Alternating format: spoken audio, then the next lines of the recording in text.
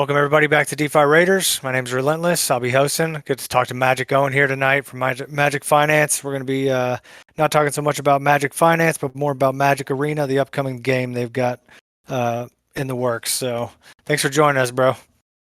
Thanks so much, and sorry I did not give you the appropriate preparatory material. We have rebranded. We are now World of Magic, It is now World of Magic, or like I just said the Magic. first time. Yeah, nah, that's my bad.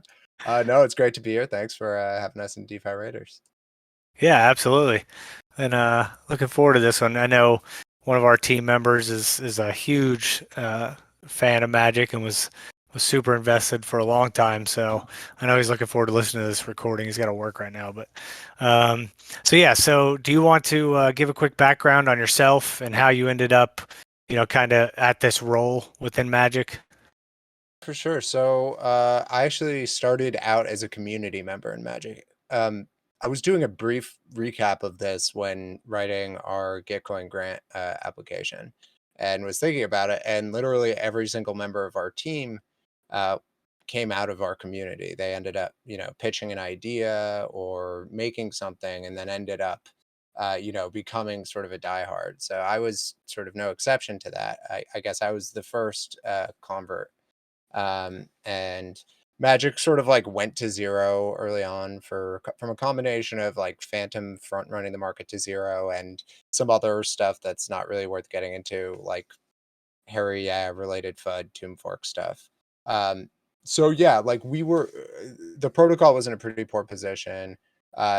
Jimmy was like, pretty beaten down and not like super happy about how things had gone down.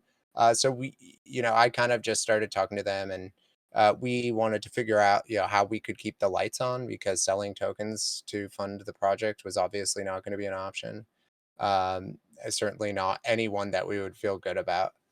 So we built Magic Farm, which was a yield optimizer that got us fees to bootstrap a bit of a treasury and pay salaries and start to expand as a team. So we went from 3 to 4 to 5. Now we have, a game development department. We have a smart contract department and an OPSEC department.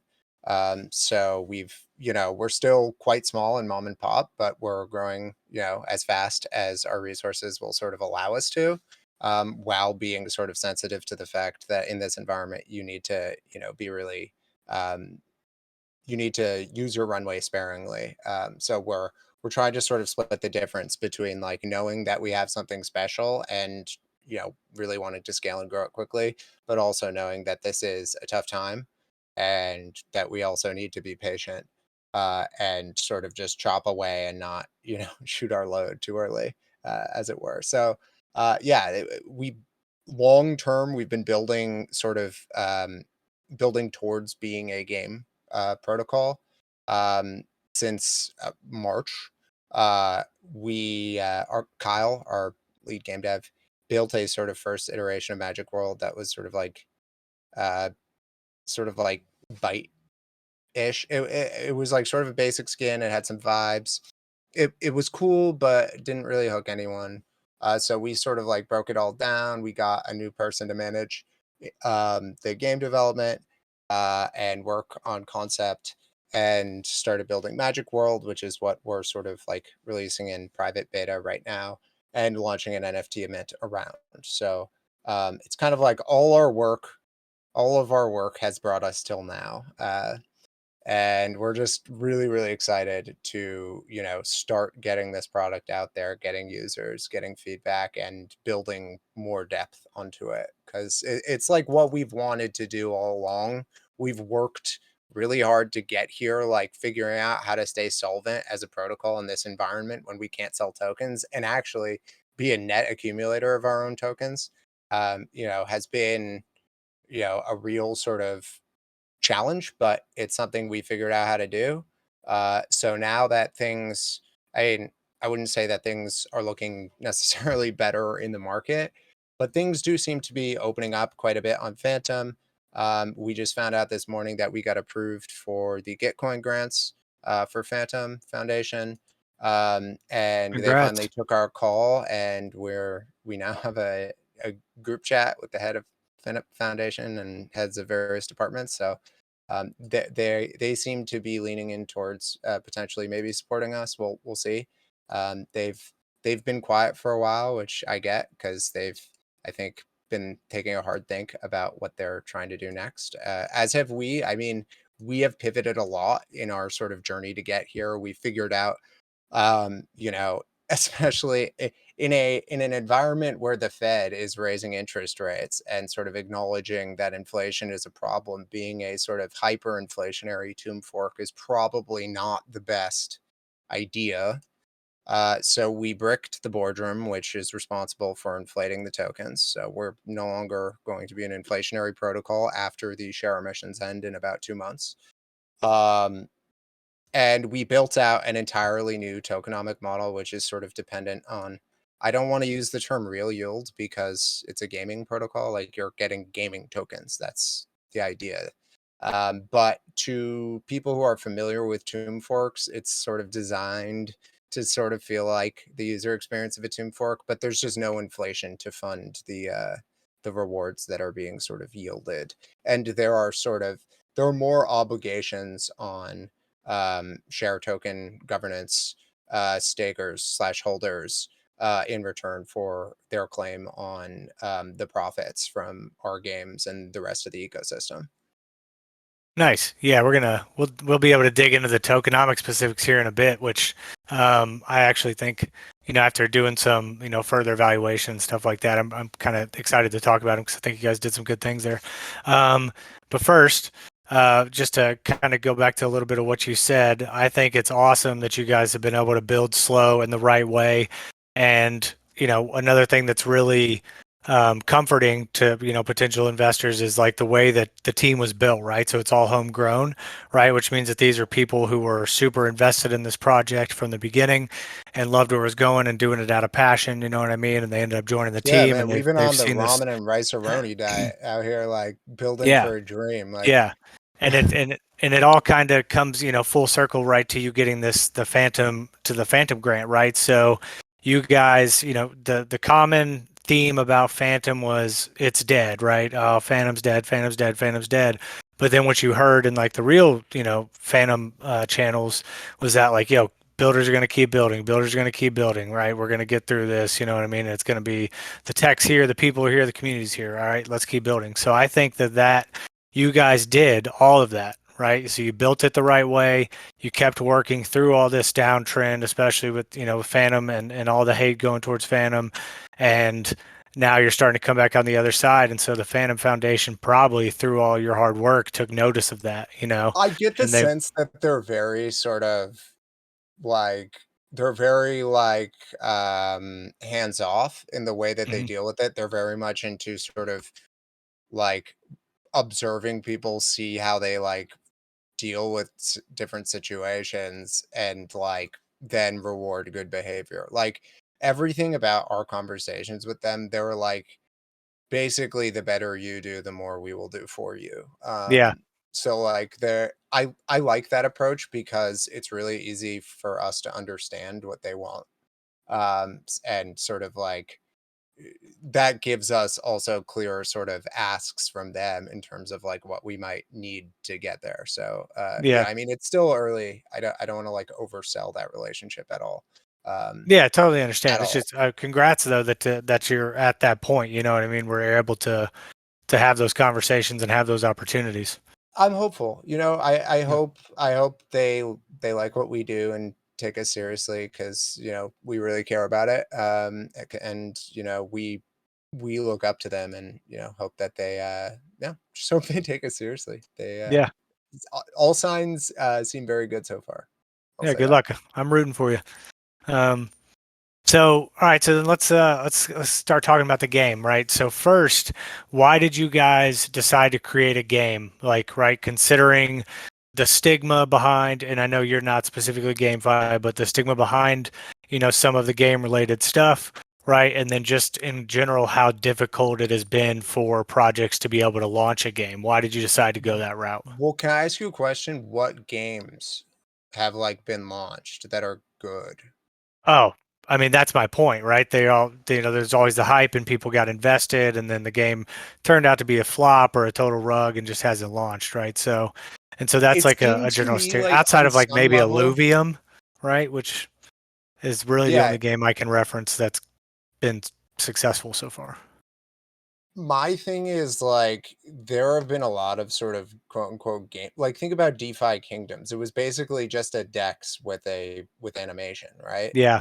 Like there was no sort of real game to it. It had all, it just was yield farming. It was Hmm. liquidity mining and various other sort of DeFi shenanigans with like kitschy RPG text and shit, you know? Like I look at, you know, I don't know. I mean, I don't I'm not saying that it's easy to develop a game. It's really fucking hard, but Kyle has developed something that is really smooth to play.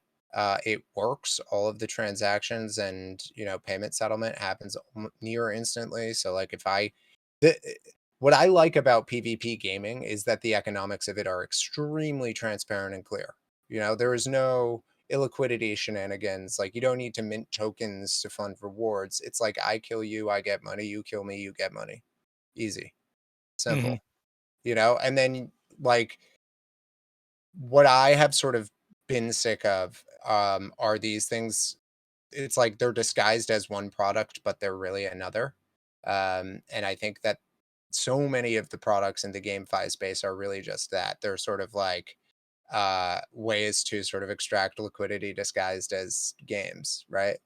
Hmm. And we're really focused on building a good game and sort of inviting other communities in to build within the space because like it's too big a project for just us. We're building out the bones. We want everything to be really great, and then we want to invite sort of developers in to help us. And we've structured into our V2 tokenomics a developer incentives funds, which will ultimately be sort of governance directed. But that's is there's a lot of implementation between here and there. Oh So yeah, for sure. Um, So, all right, so let's talk about the concept of the game, right? You kind of covered earlier, right? I was going to ask you about kind of a change in some of the magic things, and you kind of already talked about that and gave a big scope of what everyone's doing, so we can kind of get right into the do you game think it here. would be should we do that, or would it be best to like either jump in the game or screen share or something? Because I Uh, can. definitely to jump in the game, because that's what I was saying. You already kind of covered all that, so we don't got to go All back. right. Should I Um, drop a link in general chat, or where should this go? oh, just share your screen on here. Oh, good deal. Good deal. Give me Yeah, and then just just kind one of moment. a quick like concept of the game, right? So if so everyone understands it if you Let me could, see and if then I we can can launch into both the do this and narrate at the same time. All right. So screen share. I cannot do that in this channel. it won't let you screen share. No, I don't think I have permissions. Um, hold on. Oh, there we go. Yep,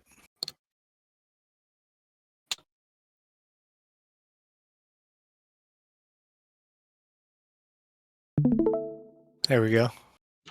Can you guys see that? Yeah, I can see it. So we'll get to this later. We actually just launched this phase 0 bit today, but we'll get back to that. So this is worldofmagic.com. We just launched it. This is not intended to be sort of like the game. Is very much a beta version. Early beta, we haven't built like significant depth into the game. We wanted to get, as I've said, the bones really good so that users can just like jump in and things work. They don't have to like be like, why didn't this thing pay me? Why didn't my weapon show up in my inventory? Things like that. Hmm. And they did a really beautiful job. Does this stream the audio as well? Yep. Okay, cool. So like inventory is fairly basic for now. In the next patch, we'll have ranged weapons, the subsequent one consumables and stuff like that. So there you can see these are 2 NFT items I bought, which like if you want to run around, you can go. You Welcome, traveler. can go. There's different swords. We need a better roll bar there. So we're sort of like fixing things and adding layers as we go. Hmm. How many weapons level like are you expecting to have for? Hundreds, Nice. hundreds, thousands. Ultimately, like we've structured the system initially around factions. We have, through Magic Farm, developed close relationships with a number of protocols on other chains, both BSC and AVAX primarily. And they are hosting their faction mints. So EMP is hosting a EMP faction mint.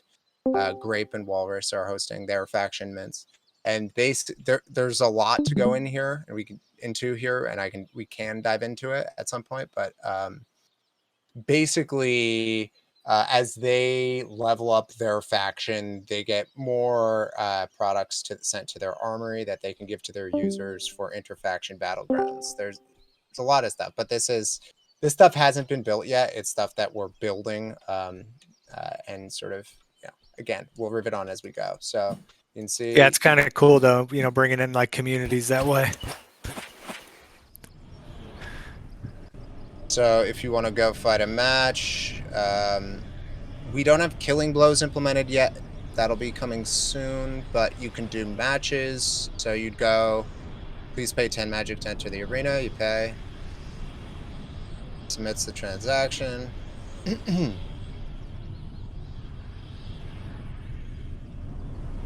Pending. Transaction completed. Let's see. There we go.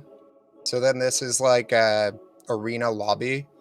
The way it's implemented right now isn't super scalable. We're thinking about doing a sort of like rolling free-for-all battleground where you'd like pay 10 magic, get 10 lives, and every kill is like 1 magic or something. Or pay 10 magic, get 9 lives, Hmm. because there's a protocol take. So there you'd like join a game. If there's another player connected, you go in there. This will just like chill. As soon as somebody joins the game, we'll pop into our arena and we can kill each other. But what's nice is I'm just going to mute this for a sec. So I paid for that. So if I log out, if I do anything, the game will still know that I paid for that match because that's been registered on chain. So like I can, I last time I ran up there, I had to pay 10 magic. If I go back, I just can go right back in. Okay, nice. And anytime I log in with this wallet, these NFTs will show up. If I purchase another NFT, I'll be able to equip that. It'll always show up.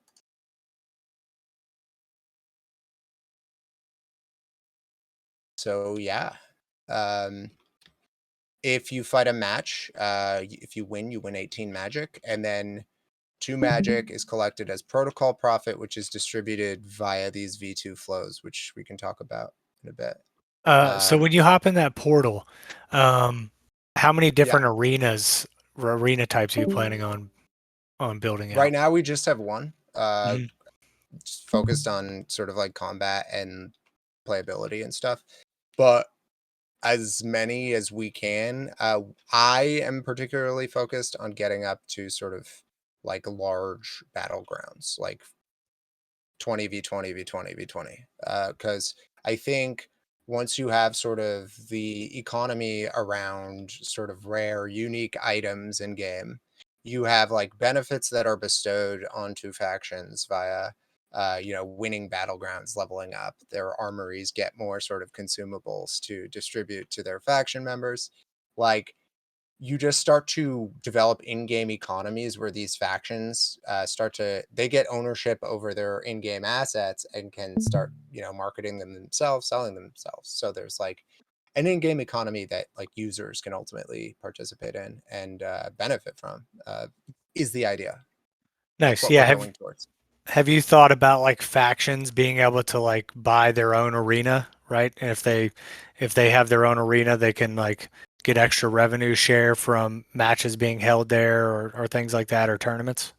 Hadn't thought about that specifically. We're planning to implement faction headquarters where they can have their own sort of vendor storefronts to sell their own faction assets. So they'll get like, for instance, based on their faction tier, they'll get distributed a certain number of potions and like grenades a day, or and fire arrows, other things like that, which they can either like hoard or distribute to their to their users for battlegrounds or sell in their native tokens. And when they get distributed that way, I think the way we're going to implement them is they'll be sellable ERC20s, so there'll be LP, but you'll be able to like burn them for the items in server. We're still working out some of the kinks on that, but it's going to be really cool. Yeah, nice. All right. I guess those are my kind of only two. Those are the two first game questions that popped in my head that I was kind of wondering about. Okay, yeah. So, talk through, I guess, however you want to break this down with your flow chart here for like the overview of your tokenomics for the game, and like how the financial ecosystem works. Yeah, for sure. So the sort of inspiration for the V2 flows were the incentive models of blockchain networks because they present sort of real. I mean, I try and avoid the word sustainable because it's such a meme. But like, it's a very simple model at its core. It's like you provide a service, people pay you for that service, right? There's no sort of, you're not really hiding where the transactional value is, which I think is a problem in a lot of DeFi protocols, which are just trying to sort of like use inflation and sort of like pretend that's value. Um, Mhm. So, in-game assets, the sale of in-game assets are pure profit. What there's a profit on certain activities in game. There are sort of these ongoing faction NFT mints that are not supply capped. That we're sort of like taking a different approach and concept to NFTs. Um, that go to sort of like fill up the loop pool, deepen liquidity, so users have more to sell into, and then also sort of distribute real yield rewards based on the tokens that would have been accumulated via those NFT mints because they're getting some in-game assets from that. So we're really thinking about this as just a gaming world where all of the sort of surplus value generated by that world is distributed, or as much of that value as possible is distributed among the participants of that world.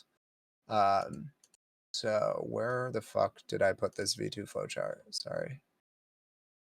Excuse my language. General chat, the best place, or is there another channel? AMA chat right above the AMA. Sorry.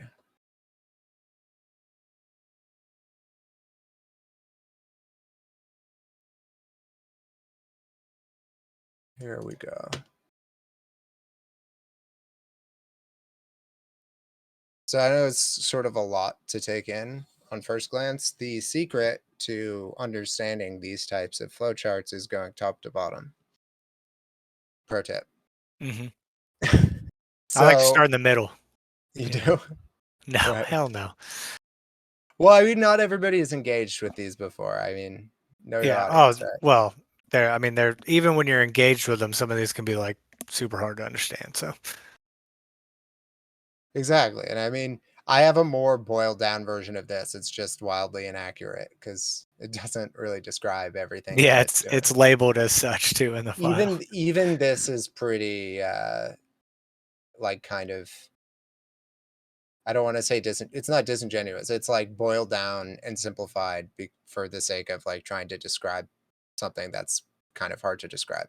Is basically what it's doing though. So the protocol is getting all this sort of surplus value in the form of magic, and it's distributing it in various values to promote healthy ecosystem participation. So, for instance, 5% of it's getting burned. So it's like, we fixed the supply of the magic token. So now when that token is burned, assuming that LP stays there, which it will, that burned token actually cements value in the ecosystem.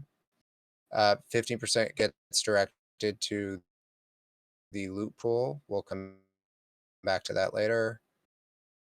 15% is LP. And 5% is developer incentives. That's the treasury for now. But later, we're actually going to increase that, and that'll be a sort of DAO directed fund. We're building a sort of faction based governance system where the factions are nominators and then token holders vote. So it's sort of like sort of like representative democracy kind of system. Anyway, uh, then the sort of central contract is the farmland, which is our sort of I wouldn't say spin, but it's the replacement for what would have been the boardroom in a Tomb Fork.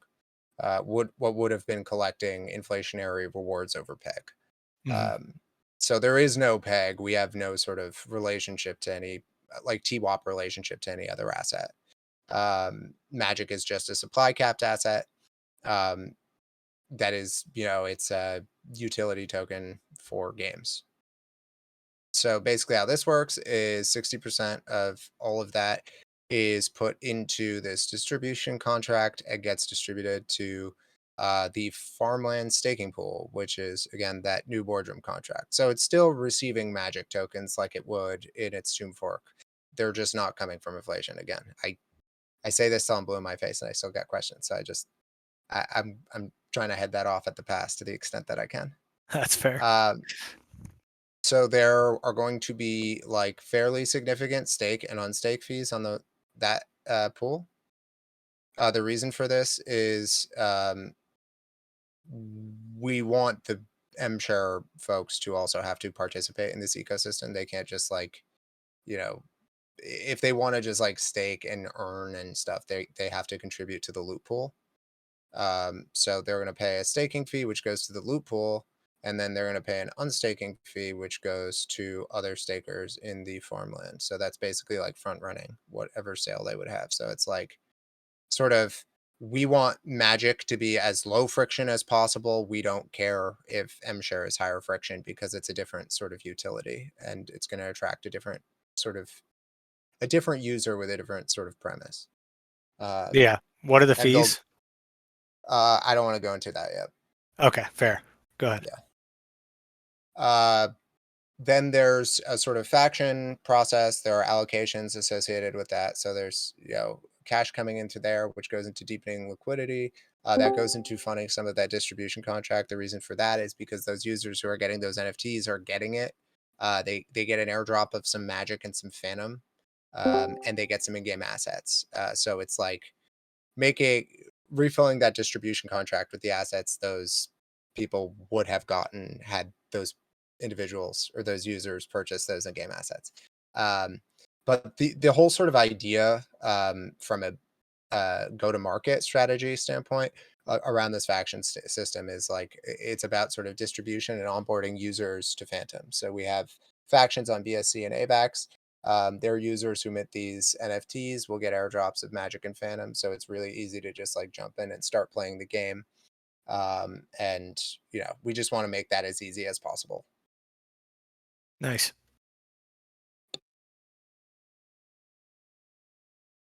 How many NFTs are you guys planning on minting? Infinite. There is no supply Oh, cap. okay, But cool. factions basically level up based on how many NFTs are minted through their D app, their Oh, faction nice. D app. And when their factions level up, that'll sort of like increase the like items that go to their armory. Every member of their faction will get new items in game and stuff. They're like lots of cool sort of tertiary benefits along with the staking pool that gets magic tokens to play with. Mhm. All right. So your loot pool, right? So that's going to like in-game prizes. Is that going to also be like tournament prizes? Like, So initially, that's all it's going to. It's going to be only factions, like people with faction NFTs and mhm. factions will be able to compete in these Okay. tournaments, and that's where the loot pool will go. It'll be to subsidize like outsized rewards for the winners, but also it's not going to be like if you play in these tournaments and your faction loses, you lose money. It's like you're gonna get tokens for completing various in-game tasks, objectives, killing blows, things like that. So you can be like a mega elite like player and just like smoke people and win a bunch of magic, Yeah. even if your team loses. Yeah. It's I think that's like nice. essential because like you can't just be on the losing faction and just take L's all the time. That Yeah. sucks. Yeah. No, I wouldn't. No one wants to play if all they're going to do is lose. Um, all right. So for your faction, how many people does a faction have to be considered a faction? We're still playing with the numbers on that right now because like we're thinking at different faction tiers, they're going to be different sort of white glove benefits. Like at a certain faction, like it's not going to be practical for us to do a bunch of custom development work for factions under a certain amount. We'll lose money uh, Hmm. just on that. So like uh, right, like anybody who's looking to start a faction, I would say like call us. Like long term, we're looking to implement a system so like literally anybody or a group of people can come together and start a faction, and there's a process in game to do that. And like you don't have to like apply or anything. We're still playing around with that because it's dicey with compliance and what products might be marketed in game and stuff like that. So sort of like playing with the decentralized versus closed loop system and trying to sort of thread the needle between the two is like inherently dicey territory, and we're going to see like after a lot of legal consultation what we can get away with and what we can't. Yeah, that makes sense. It's always nice to hear people focused like a lot on the legal aspect of this too, because with the legal with all the legal regulation talks, it's when you don't hear anyone like address it specifically, it's like, are you paying attention to this? Um, Well, like there's gonna be frameworks for this stuff. Like hmm it will exist, and like, being ahead of the game and just, there's stuff you can do right now based on the information that's out there that's like there's information out there that's like you should probably not do specific things as a protocol if you don't want to like one be a security or two go to jail. Yep. Um and like I see protocols like with US citizens still doing them. So like I don't know. I think like whatever regulatory frameworks that come into place will probably suck, but like we'll deal with them. That's hmm fine. Like there will be benefits that come along with those frameworks as well. So Yeah. it And is what it is. you'd rather build up, as the regulations or as the regulatory framework develops, you'd rather build right along with it than try to play legal catch up later. Because good We don't want luck. to scale. Just we don't want to like grow 10 feet tall just to get chopped off at the knees. Like that's Hmm. not. It's not worth it. Like we want to build in a way that like we can be a we can be like fucking Amazon for gaming. Yeah. Uh, I mean, little pie in the sky me, but I that's we want to be a legitimate large player, and we want to have relationships with governments that are not hostile. hmm Uh, so That makes sense. Um, okay, so let's talk a little bit about some of your tokenomics outside of just a little bit deeper dive into some of the fee distribution there, or well, fees in general, I guess. Um, so your team fees, right? You guys have like extremely low developer incentives. Um, how are you able to, right? Like, most people are happy with like below 15. What made you guys go with 5%? Like, is your runway, like, how long's your runway sustainable at 5% based off current projections? well, we don't take salaries. That's one thing. We basically like in a role at Magic Farm, we've taken like money from other protocols to do a bunch of contract work. Like we've done a lot of contract work, and that's kind of like another way we kept the lights on. We also generated fees from Magic Farm, so that was how we did it. But the other thing we did was we accumulated tokens. Like I am an advisor because I love this project and I hold the tokens. But like none of us own this protocol. We're all just deeply involved with it, love it, building in this space, looking for more people to build within it. And so like we have tokens, we participate in the fee distribution mechanism of that, like we've described. Why do we need a developer share on top of that? I don't understand why that makes sense. We want to get as fast as we can to a position where we can direct that share towards a decentralized like a grants process. I mean, doing that now, I feel like people would laugh at us because we're small. Like it would seem fucking silly, but like that's what we would like to get to. Nice. I mean, I think that's pretty cool that you guys are doing this, without like paying yourselves, um, which is it's really nice when it's got to feel nice as a team, right, to be in that position where you can, put your heart and soul into this and not be like financially constrained and like, trying to, hope that this pays you back and, it doesn't cripple you Well, after. I will just let me clarify some of the things I just said. Like, so we pay salaries to Kyle. I mean, we have paid salaries to various team members, but those have never come from selling tokens, or those have come from Magic Farm and fees that we've sort of Hmm. generated. We directed 50% of our Magic Farm fees to buying back Magic, and we spent, we used the other half to sort of fund treasury and incentives and stuff. But in this V2, if we can get to a robust liquid ecosystem, we can just sell tokens. That's fine. Yeah, Because nice. like as long as there's profit coming to the ecosystem, there are supply capped. There are price floors that are always rising because there are tokens burning against those price floors. We're not removing that LP. There's no like moral hazard in selling tokens in that environment because like as long as the money velocity is high, like no one will notice or feel Hmm. it. Like Magic will be deeply liquid in the future I'm describing, and like you'll be able to purchase like 100K and it won't fucking move the needle. Yeah, that'd be nice. Um, So some of your in-game fees then, and this is kind of what I was thinking about as you were playing through, right? So say Magic takes off again, right? People get super into this, right? It's a supply cap token. What are your fees for, someone wants to, jump through the portal and it's 10 Magic now. Well, if Yeah, Magic goes no. up So to, you found the sort of trapdoor in the ecosystem. Well done.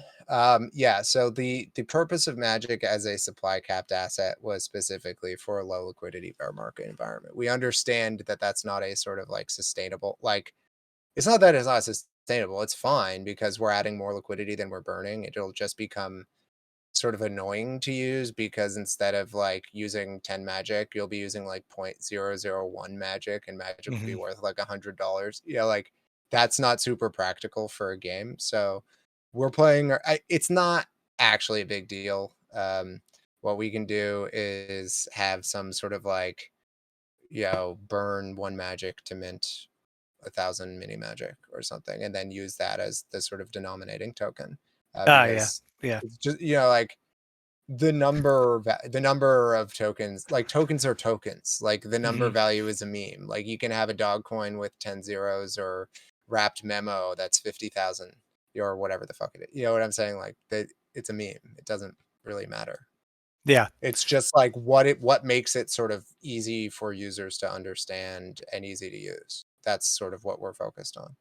Yeah, and I mean that secondary token would work fine. You know what I mean? You burn, okay, well I know I'm spending $30 now and that $30 is going to get me this far in the game. You know what I mean? It's not like every time I have to worry about spending $30. So I mean, that's you're just buying, an in-game token that can only be used for the game and not, you know, necessarily dilute your price.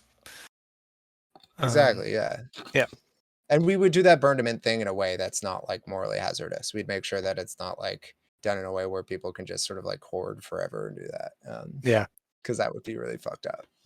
Yeah, that would suck if you just yeah. Um, and then oh shoot, what was I gonna? Oh yeah, so with your burn rate, right? So I thought this was when you and I talked about it. I wanted to hear um, kind of a little bit more again about why you guys ended up settling on the 5% burn rate, um, so that everyone else can hear about it too. Because I really liked the concept and your reasoning.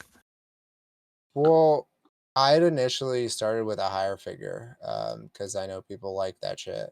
But the more you like, if the sort of velocity of a currency through an economy is high enough, like you don't need much burning for that to be really effective. Also, the reward contract is inherently deflationary because it collects rewards immediately and distributes them over time.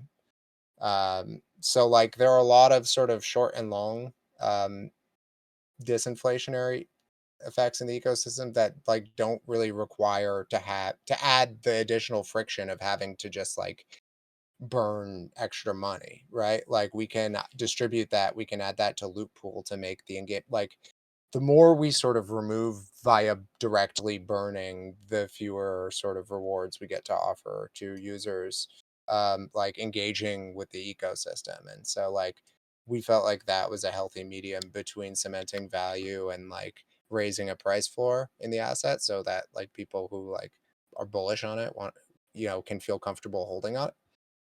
But also like making it eminently usable to the people who want to just, fucking use it to play games because that's what it's for. Yeah, very nice. And I mean, I agree, I think it's good. I know that people do like the higher burn rate or whatever, but I think you guys have a good reason and you found a happy medium. Um, and then, dang, I was going to ask something else, and my dog was going crazy here for a second, which is why it took me a second to respond. I kind of forgot what I was gonna ask. I'm sure I'll get back to it. Here's the Um, thing, like the way I think about this stuff is you're always compromising between constituencies, right? Like when I modeled this out, I'm thinking about like, okay, what do LP providers with this token want? What do LP provide like what are the people who are trying to extract capital going to try to do? Like, what can I build into this system to make it hard for them to be a vulture? Like how do you build sort of resilient flows that sort of reward the kind of participation you want? And it's like it's I understand why a lot of protocols sort of rely on liquidity mining as a sort of fundamental concept because it's very simple. You're offering users like more. You're like more money, free money, like easy. That's like it's a very simple pitch. And sort of in the world of digital assets, sort of creating value out of nothing is much it takes you need to sort of abstract one step away from your, concepts of value. But I mean, we're talking about tokens, so we're already doing that. I just think we have to get beyond these sort of APR wars because they're not serving anybody. yeah, agreed. Um, yeah, I mean, it is nice to like to make the people are used to seeing those high APRs and right, those are great, but yeah, I like lower sustainable APRs anyways now after some of my experiences with some I of the just don't bad understand decisions after that I like made. FTX and shit how people are chasing yield still. It's like that. Yeah, Look at I all of want. the like big boys who are supposed to be experts on risk management who blew up chasing yield. Yep, I Like just want something real, sustainable, um, and as relatively safe as you can be in DeFi. So, um, hey man, like I make no guarantees, but we're busting our asses. We're trying to build something that's really fucking fun to play. And so we invite you all to, try it out. Just see what we're developing. We're trying to scale quickly and, build out this world. So we invite you yeah, all to be a part of it. um, yeah, I don't know why I just I'm looking started forward to seeing it saying progress. we. I just like I like turned into Barack Obama for a second. I don't know what the fuck Hey, that was. we're talking about the team. You got to bring them with you. You know what I mean?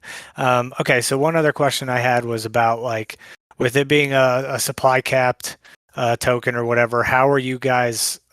What's your thought process behind managing the liquidity and like injecting liquidity into the market? Like with you, owning like a significant portion of tokens. Like, what's your concept there? That is built into one, the economics of the NFT mint, two, the economics of reward distribution, and three, the economics of unstake fees on the M share distribution contract.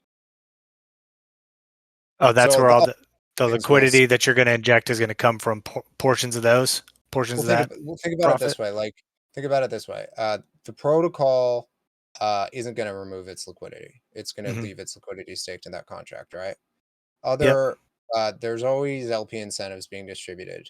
Other users come and go from that contract. They're paying a unstake fee, which gets distributed to that contract.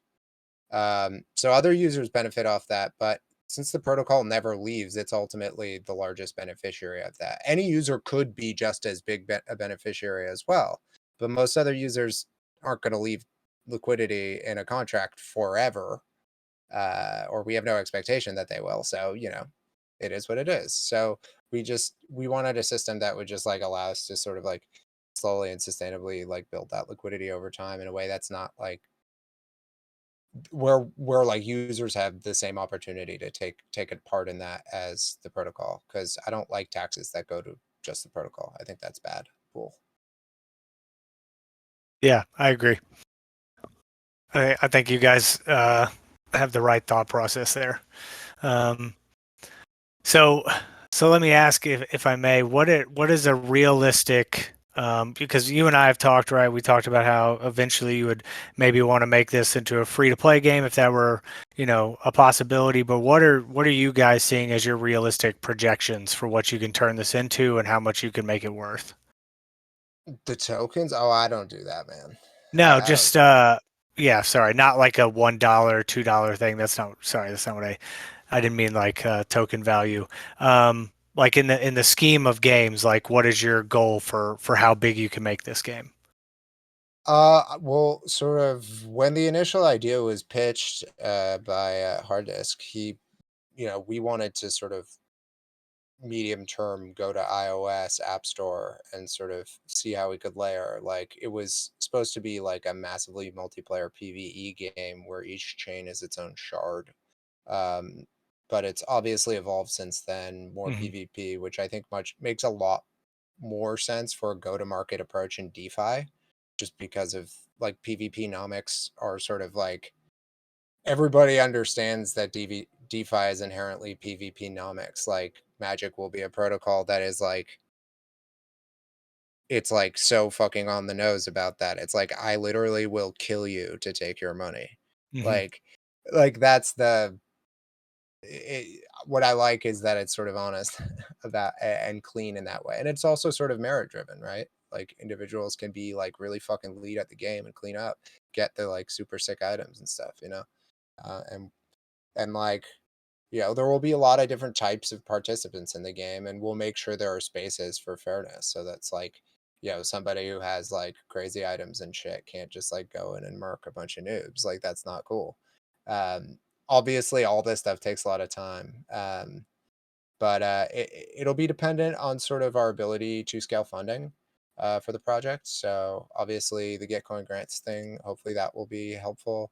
Obviously the interest from the NFT mint will be really helpful. EMP has been really lovely. They've given us a lot of support and have pledged, a lot of support in the subsequent weeks and months to come. So, we're looking to grow as fast and as big as we can. That's all I'll say. And as long as we can do that in a way that doesn't invite moral hazard or uh, you know invite too many sort of opsec risks, we want to build in a way that doesn't get anybody hurt.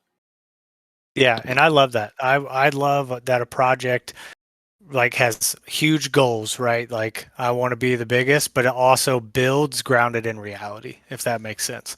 Um, and so you're always, We've just seen how fast shit can blow up and how yeah. bad it gets. Like I don't want to. I'd never like.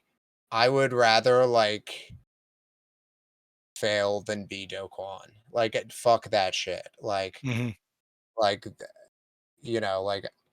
we're building a protocol that like if it succeeds, the sort of incentives that it pays out will be good, and if it does not succeed, they will be bad. It'll be honest. It won't try and sort of like put lip gloss on a pig or whatever. It's going to be transparent about what it's generating, what it's yielding, etc. And then people play the game and they see it's not fucking vaporware. You can play it right now and you can see like this sucks. This is cool. Like you'll get it or you won't.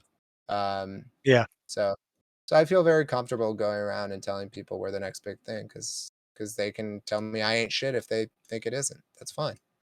Yeah, I agree. You got to believe in yourself if you expect anyone else to. Hell yes.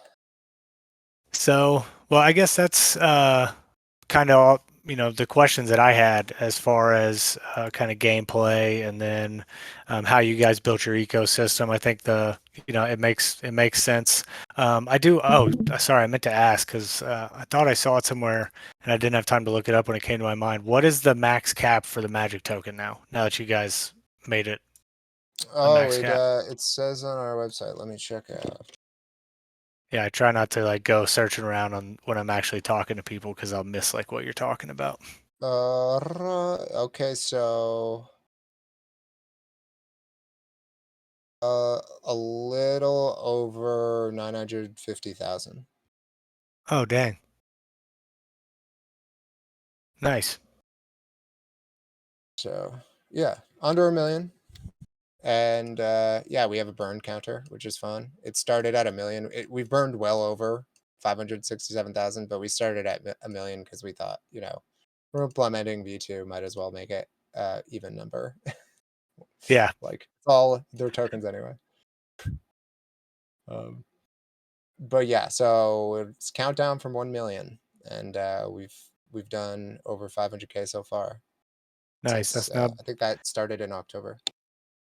it's not bad. All Over right. Well, 5% in 2 months. Let's get it. hell yeah. People will like that.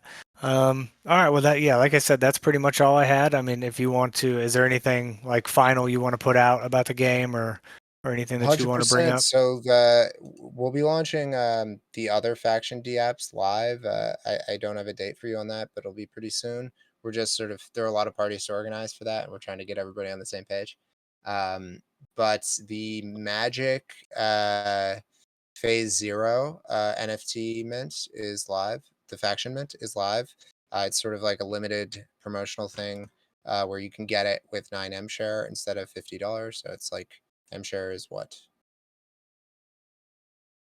What is M share? Da da da. 492. Yeah, so it's I guess that would be the equivalent of $5.55 M share. So it's like a 15% or 20% discount. Somewhere in between there. But yeah, check it out. I can post the do you have a link to that white paper or the terms in there? Um, I can find them and post the them. one that you sent me, Yeah, I think I sent it to you. I can drop it in here. Some of the NFT benefits. The starter NFT, yeah. Yeah, yeah. I just yeah, it covers the factions and all that. I just dropped it in the Yeah, AMA just chat. so to be clear, this is sort of like a receipt mint. So you get the NFT and it looks really fucking cool. And then you're gonna get airdropped all of the stuff that's described when we launch sort of like the public launch. We're sort of like soft public beta launch now. We're gonna do like an official public beta launch. Nice. Probably end of December is what we're looking at. Okay, cool. Look forward to seeing it. Yeah, man. I look forward to seeing y'all there. And Yeah. thanks for having us and talking to me today. Yeah, absolutely. It's been a blast. I'm not, like I said, I'm not a huge gamer, but full transparency here. I will I be got you. participating in this, Hell yeah. because I do like these style of games. You know what I mean? One of the only GameFi things that I invested in early on, one of the games that never launched, of course, was this kind of style of game, and I actually do kind of like the style. The alpha, I was just running around like smashing pumpkins and stuff, but it was like I was trying to beat the final boss, so it was like pretty intriguing. So I'm looking forward to playing it. Yeah, me too, brother. And we'll be implementing a lot of new features, daily, weekly. So just like, we'll post updates about that. I'll try and keep you in the loop as we push significant stuff. Awesome. Looking forward to it, bro. Thanks so much for joining us. Thanks for having me and thank you all. All right, everyone. This has been a great AMA with Almost Own from Magic Finance. Really appreciate you being here. Once again, I'm Relentless from DeFi Raiders. If you're seeing this on YouTube right now for the first time, please hit the like and subscribe. We got a lot more coming for you. Thanks again. See you next time.